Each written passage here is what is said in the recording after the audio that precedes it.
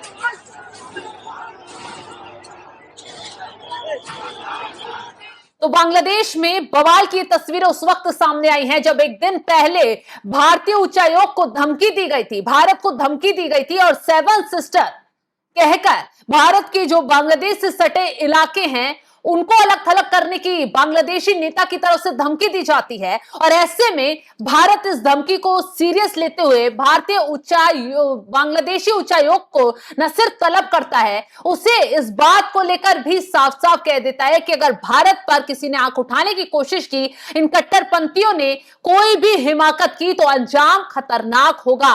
अब समझिए क्यों बांग्लादेश की हिमाकत इतनी बढ़ रही है, कहां से इतने कट्टरपंथी बांग्लादेश में सड़कों पर उतर चुके हैं कि मोहम्मद यूनुस भी चुप्पी साध कर बैठ गए हैं। तो इसके पीछे का कारण है पाकिस्तान, वो पाकिस्तान जो लगातार बांग्लादेश के सर पर हाथ रख रहा है, वो पाकिस्तान जो बांग्लादेश को पाकिस्तान बनाने की कोशिश कर रहा है, यहां आतंकियों को, यहां कट्टरपंथियों को पनपा रहा है। और हाल ही में खबर आई थी कि कई आतंकी कैंप बांग्लादेश में एक्टिव हो चुके हैं और कुछ तो भारतीय सीमा के आसपास एक्टिव किए गए हैं, साजिशन भारत को निशाना बनाने के लिए। लेकिन ऐसे में जब बांग्लादेश विजय दिवस मनाया जा रहा था, जब विजय दिवस भारत में मनाया गया, उस वक्त पर बांग्लादेश की तरफ से, कट्टरपंथियों की तरफ से भारत को धमकी दी जाती है। क्यों दी जाती है? आपको याद होगा, विजय दिवस बांग्लादेश के पाकिस्तान से अलग होने और एक बड़ी जीत भारत की होने के को लेकर मनाया जाता है।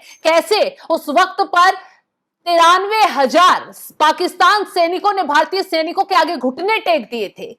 उस बात को लेकर पाकिस्तान इतना किलसा हुआ है, विजय दिवस की तारीख से इतना किलसा हुआ है कि वो अब बांग्लादेश के कंधे पर रखकर भारत के खिलाफ बंदूक चलाने की कोशिश में लगा हुआ है। लेकिन यहां पर भारत ने भी साफ समझा दिया है कि अगर भारत को आंख दिखाओगे या कोई भी हिमाकत कर पाओगे तो भारत जो है इस बार छोड़ेगा नहीं। जिस तरीके से पाकिस्तान को बार बार समय समय पर सबक सिखाया है, वही हालात बांग्लादेश के भी हो जाएंगे।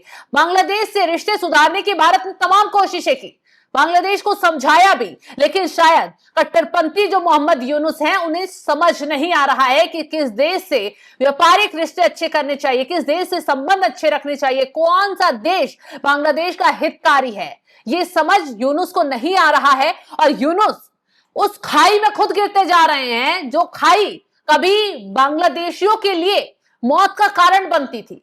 उस पाकिस्तान से हाथ मिलाकर मोहम्मद यूनुस ने न सिर्फ गलती कर दी है, बल्कि अपनी जमीन पर उन कट्टरपंथियों को पनाह दे दी है, उन आतंकियों को पनाह दे दी है जो बांग्लादेश के लिए ही आने वाले वक्त में तबाही बन सकते हैं। अब ढाका में एक तरफ भारतीय उच्चायोग के आगे प्रदर्शन, भारतीय उच्चायोग को निशाना बनाना। तो दूसरी तरफ भारतीय जो यहाँ की सरकार है वो भी एक्टिव हो गई है। मोदी सरकार लगातार नजर बनाए हुए है। सेना ने सुरक्षा व्यवस्था टाइट कर दी है बॉर्डर की। सेना भी पूरी मुस्तैदी के साथ तैयार हो गई है कि अगर बांग्लादेश की तरफ से कोई एक कदम उठाया जाता है तो उसका माकूल तरीके से जवाब दिया जाएगा। बांग्लादेश को मुंहतोड़ सबक सिखाया जाएगा। अब आपको बता दें कि कहां से इस विवाद की शुरुआत हुई और कैसे ढाका में उच्चायोग की सुरक्षा को लेकर भारत ने गंभीर चिंता जताई। बांग्लादेश के उच्चायुक्त एम रियाज हमीदुल्ला को तलब किया। हाल ही में भारतीय उच्चायोग को एक धमकी मिली थी, जिसके बाद भारत ने इस मुद्दे पर बांग्लादेश सरकार से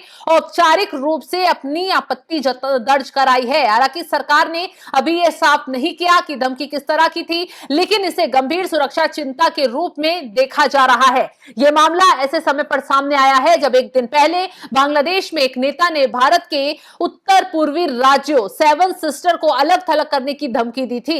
इस बयान के बाद भारत की चिंताएं और बढ़ गई हैं, खासकर अपने राजनयिक मिशनों और वहां काम करने वाले अधिकारियों की सुरक्षा को लेकर खतरा बढ़ गया है। बता दें, घटनाक्रम विजय दिवस के ठीक एक दिन बाद सामने आया है। भारत ने 1971 के भारत पाकिस्तान युद्ध और बांग्लादेश के मुक्ति संग्राम की 54वीं वर्षगांठ यानी विजय दिवस मनाया था।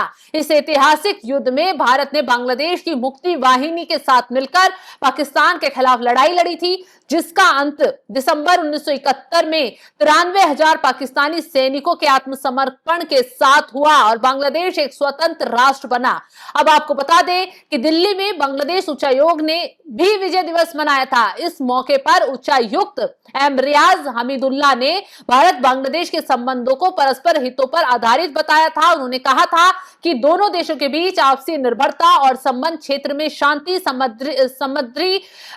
समृद्धि और सुरक्षा के लिए अहम है। और उसी बीच बांग्लादेश यानी ढाका से तस्वीरें सामने आ जाती हैं और कहा जा रहा है कि ढाका में जो बवाल भड़का है वो जुलाई ओयोको संगठन के तले प्रदर्शन किया जा रहा है। यह मुख्य रूप से जुलाई शहीद स्मृति फाउंडेशन और प्रदर्शनकारी छात्रों के विभिन्न समूहों के मेलजोल को दर्शाता है। आपको बता दें कि जुलाई 2024 में बांग्लादेश में कोटा सुधार आंदोलन शुरू हुआ था, जो बाद में एक व्यापक जन आंदोलन में बदल गया। इस आंदोलन के परिणाम स्वरूप तत्कालीन प्रधानमंत्री शेख हसीना को इस्तीफा देना पड़ा था।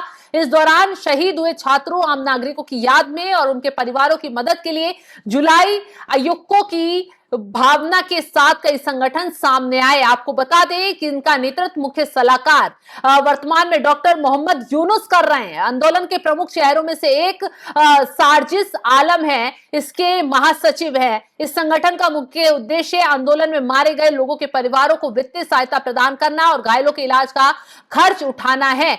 आयुको शब्द का अर्थ है एकता। आंदोलन के दौरान और उसके बाद विभिन्न छात्र संगठन जो कट्टरपंथी हैं, उन्होंने मिलकर ये संकल्प लिया है कि लोकतांत्रिक सुधार देश में किया जाए। हालांकि मकसद कुछ और है। पूरे बांग्लादेश को बवाल में तो झोंका ही जा रहा है, साथ ही साथ यहां सीधे सीधे भारत को निशाना बनाया जा रहा है। वो भारत जो समय समय पर बांग्लादेश के साथ खड़ा रहा है, लेकिन अब वही भारत इन लोगों को चुभ रहा है। और यही बात है कि भारतीय सेना और मोदी सरकार अलर्ट मोड में आ गई है। अगर बांग्लादेश की तरफ से कोई हिमाकत दिखाई गई तो मुंहतोड़ जवाब दिया यहां से जाएगा।